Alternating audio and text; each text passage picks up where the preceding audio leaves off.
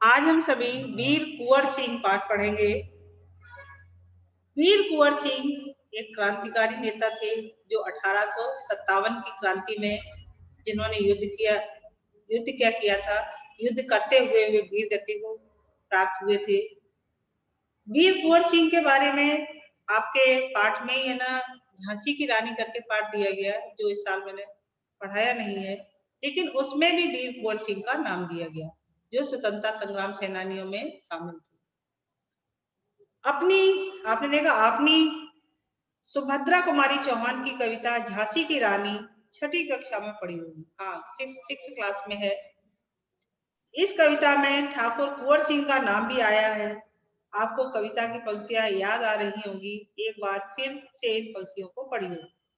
इस स्वतंत्रता महायज्ञ में कई वीरवर आए काम, नाना धुंधपत तात्या चतुर अजीमुल्ला सरनाम, अहमद शाह मौलवी ठाकुर कुंवर सिंह सैनिक अभिराम, भारत के इतिहास गगन में अमर रहेंगे इनके। उसी में वीर कुंवर सिंह का भी नाम दिया हुआ है। वीर कुंवर सिंह स्वतंत्रता संग्राम सेनानी थे। इनके बारे में कहा जाता है यहाँ स्वतंत्रता संग्राम के उसी वीर कुंवर सिंह के बारे में जानकारी दी जा रही है, जिन्होंने सन 1857 के व्यापक सशस्त्र विद्रोह ने भारत में ब्रिटिश शासन की जड़ों को हिला दी। अर्थात हमारा देश 90 वर्ष पहले ही स्वतंत्र हो जाता, लेकिन किसी कारणवश नहीं हो पाया। उन वीर योद्धाओं में से या वीर क्रांतिकारियों में से कुंवर सिंह का नाम है। भारत में ब्रिटिश शासन ने जिस दमन नीति को आरंभ किया, उसके विरुद्ध विद्रोह शुरू हो गया था। सन मार्च 1857 में बैरकपुर में अंग्रेजों के विरुद्ध बगावत करने पर मंगल पांडे को 8 अप्रैल 1857 को फांसी दे दी गई थी। मंगल पांडे जो सेना में ही थे, एक सैनिक थे, और जब सैनिक विद्रोह वहां पे सैनिकों ने बगावत शुरू की तो उनको पकड़ लिया गया था और उनको फांसी की सजा दी गई। अंग्रेज यही करते थे कि जो भी पकड़ा जाता था उसको फांसी देते थे, और वो भी सार्वजनिक रूप से। तात्या टोपे, झांसी की रानी तो वीरगति को प्राप्त हो गई थी, झांसी की रानी, तात्या टोपे, बहुत सारी जगह, अहमद शाह मौलवी, ठाकुर कुंवर सिंह, नाना साहब धुंधपत तात्या चतुर अजीमुल्ला खान, ये सभी वीर क्रांतिकारियों के नाम हैं। इस तरह से वो जब देखे 1857 की क्रांति हुई तो मेरठ में मंगल पांडे को फांसी दे दी गई थी। 10 मई 1857 को मेरठ में भारतीय सैनिकों ने ब्रिटिश अधिकारियों के विरुद्ध आंदोलन किया और सीधे दिल्ली की ओर कूच कर गए, क्योंकि हमारी जो भारतीय सेना थी उसमें हिंदू और मुस्लिम दोनों थी, और हिंदू और मुस्लिम अपने अपने धर्म को मानने वाले हैं।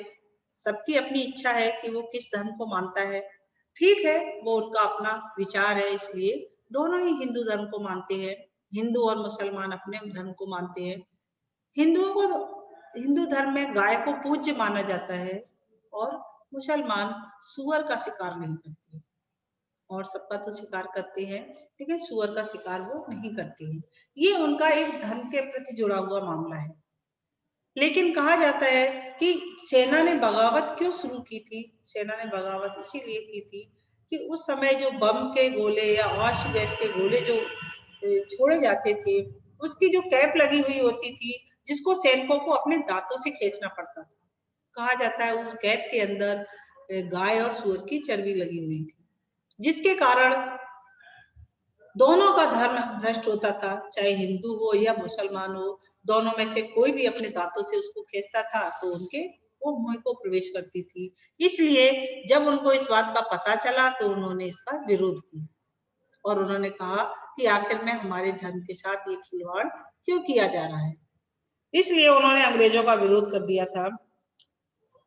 11 मई को उन्होंने दिल्ली पर कब्जा कर लिया और अंतिम मुगल शासक बहादुर शाह जफर को भारत का शासक घोषित कर दिया। हमारे देश पर अंग्रेजों से पहले 400 वर्ष तक मुस्लिम राज रहा। मुस्लिम राज का देखिए आखिरी शासक था बहादुर शाह जफर, जिसके साथ अंग्रेजों ने मित्रता कर ली थी और उसको राजा न बना करके वो स्वयं दिल्ली की गद्दी पर शासन करने लग गए थे अंग्रेज।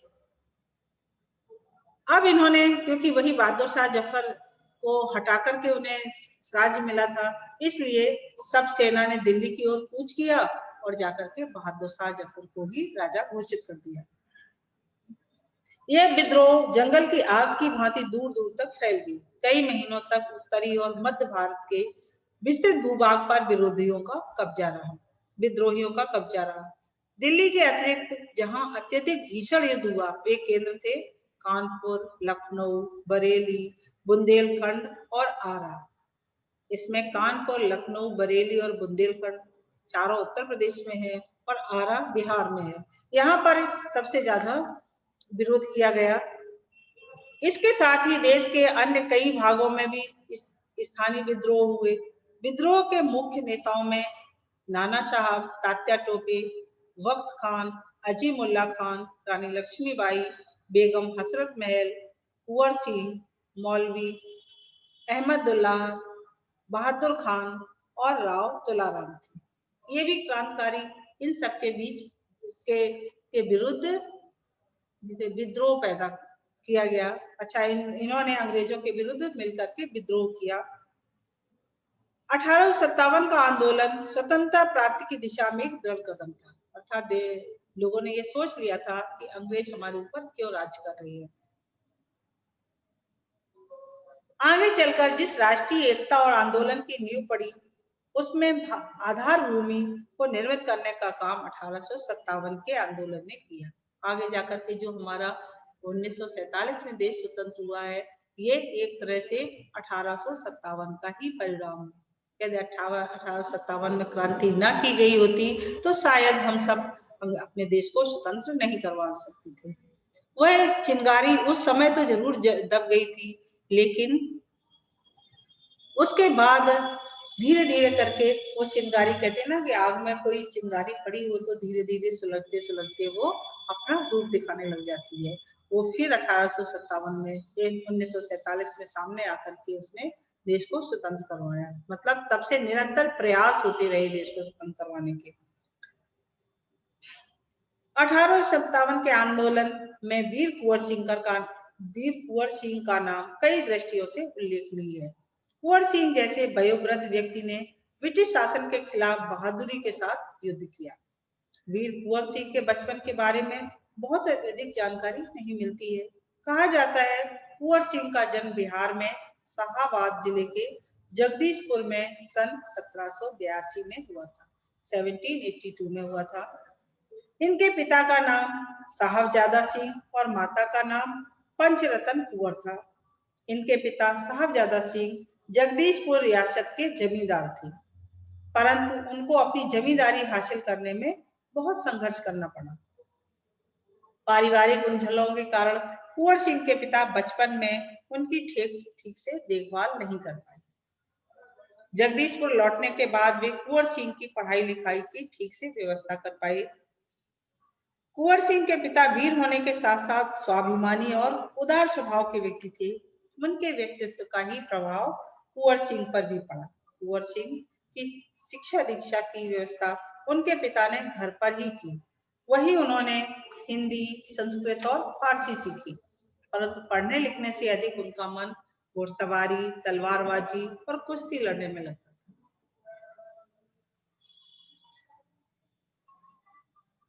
बाबू कुंवर सिंह ने अपने पिता की मृत्यु के बाद सन 1827 में अपनी सियासत की जिम्मेदारी संभाली। उन दिनों ब्रिटिश हुकूमत का अत्याचार चरम सीमा पर था। इससे लोगों में ब्रिटिश हुकूमत के खिलाफ भयंकर असंतोष था।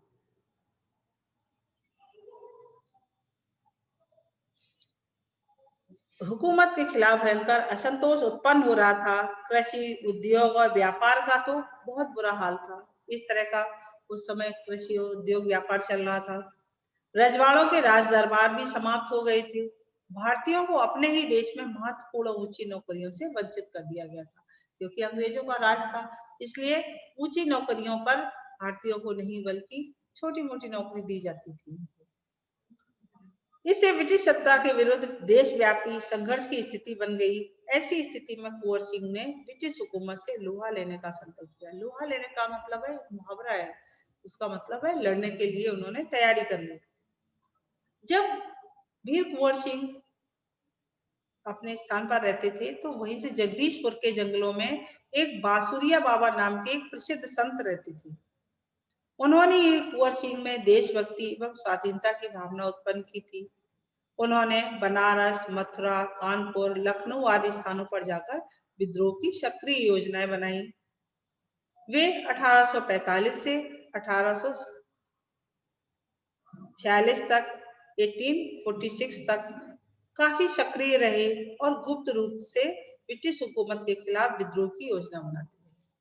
अर्थात वो विद्रोह की योजना उसी तरह से बनाते थे, गुप्त रूप से, क्योंकि यदि अंग्रेजों को पता चल जाता था तो वो उन क्रांतिकारियों को पकड़ लेते थे और पकड़ करके उनको फांसी दे दी जाती थी। इसलिए वो, और उस समय कोई संचार के साधन भी नहीं थे। जिस तरह से अभी हम को किसी से कुछ मिलना होता है, कुछ कहना होता है तो हम फोन उठाते फटाफट और बात करके उससे कह देते, लेकिन ऐसे पहले संचार के कोई भी साधन नहीं थे। इसलिए लोगों के पास अपनी बात को कैसे पहुंचाना है, इसके लिए वो गुप्त बैठकें किया करते थे। और उन गुप्त बैठकों से इसलिए क्योंकि अंग्रेजों को पता न चले। यदि अंग्रेजों को उनकी बैठकों का पता चल जाता था तो वो जितने भी क्रांतिकारी होते थे उन सबको अरेस्ट करवा लिया करते थे और इसके बाद फिर वो उनको मृत्युदंड देते थे। इसलिए वो गुप्त बैठकें करते थे और उन्होंने एक ये दृढ़ संकल्प ले लिया था कि किसी भी तरह से हो और अंग्रेजों के हाथ नहीं आना है, पकड़ना नहीं है। यदि उनके पकड़ में आ जाएंगे तो वो सीधा मृत्युदंड दिया करते थे। उन्होंने बिहार के प्रसिद्ध सोनपुर मेले को अपनी गुप्त बैठकों की योजना के लिए चुना। सोनपुर के मेले को एशिया का सबसे बड़ा पशु मेला कहा जाता है। यह मेला कार्तिक पूर्णिमा के अवसर पर लगता है। यह हाथियों के क्रय विक्रय के लिए भी विख्यात है।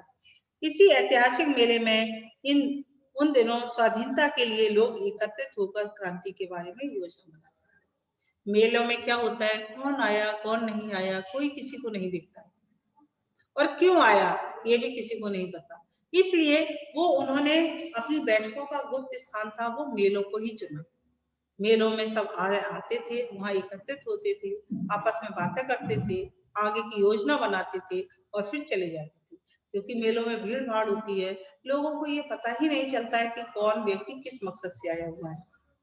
25 जुलाई 1897 को दानापुर की सैनिक टुकड़ी ने विद्रोह कर दिया और सैनिक सोन नदी पार कर आरा की ओर चल पड़े। कुंवर सिंह से उनका संपर्क पहले से ही था।